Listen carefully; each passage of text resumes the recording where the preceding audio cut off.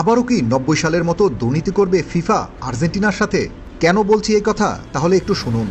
আপনি যদি ৯০ দশক বা তার আগের একজন ফুটবল প্রেমিক হয়ে থাকেন তবে আপনি ঘটনাটা খুব ভালো করে জানেন কি ঘটেছিল সেই দিন। কেন এখনও সেই রাতকে বলা হয় ফুটবল বিশ্বকাপ ইতিহাসের সবচেয়ে কলঙ্কিত রাতের মধ্যে একটি। কি ঘটেছিল সেই রাতে?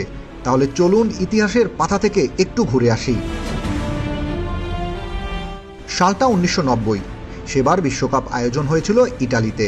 ১৯৯০ বিশ্বকাপ ফাইনালের আর্জেন্টিনার এই নীল জার্সিটা একটু দেখুন। এই জার্সিটাকে বলা হয়ে থাকে ত্রিকদ্দের ত্রাণিন, যার অর্থ হলো কান্নার জার্সি। মাঠের ঠিক মাঝখানে ডিয়াগো আর্মান্দো ম্যারাডোনা যখন গলায় রানার্স আপ মেডেল ঝুলিয়ে সেই নীল জার্সি পরে হাউমাউ করে কেঁদে উঠেছিলেন, সেই সাথে কেঁদে উঠেছিলেন পুরো বিশ্বের ম্যারাডোনার লাখো কোটি ভক্তরাও। কিন্তু ম্যারাডোনার সেই কান্না কি শুধুই হারের কান্না ছিল? মোটেও না।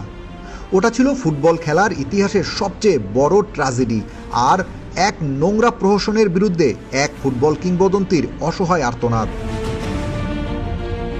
যারা সেই বিশ্বকাপ দেখেছেন তারা খুব ভালো করেই জানেন সেদিন আর্জেন্টিনাকে কিভাবে খাঁচায় বন্দি করা হয়েছিল, কিভাবে তার বিরুদ্ধে আঁকা হয়েছিল নীল নকশা। আর এই গোটা মাস্টার প্ল্যানের পিছনে কে ছিলেন জানেন?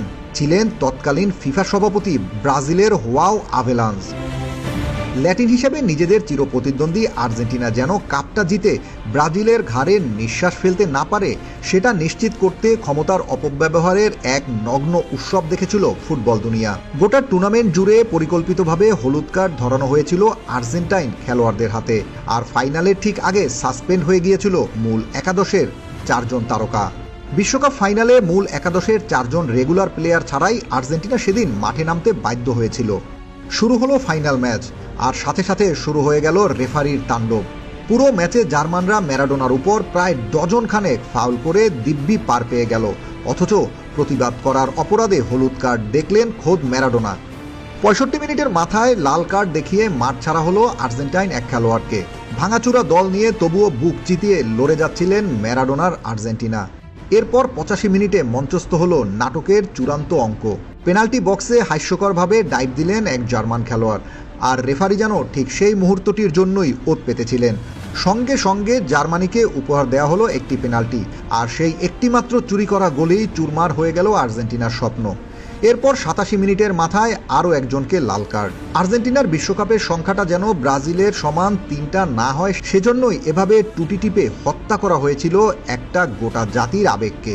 এটা ছিল ফুটবল ইতিহাসে সবচেয়ে কলঙ্কিত, সবচেয়ে সাজানো এক ডাকাতি, যার প্রতীক হয়ে আজও রয়ে গেছে ম্যারাডোনার সেই অশ্রুভেজা নীল জার্সিটা।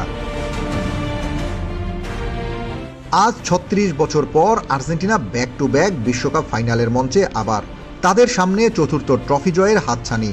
তবে একটা প্রশ্ন মনের কোণে থেকেই যায়, তবে কি আবারও এমন অন্যায় হতে চলেছে আর্জেন্টিনার সাথে, নাকি বিগত দিনগুলোতে আর্জেন্টিনার সাথে করা অন্যায়ের প্রতিদান এবার নেচার ফিরিয়ে দিবে সুদে আসলে? Team football news desk.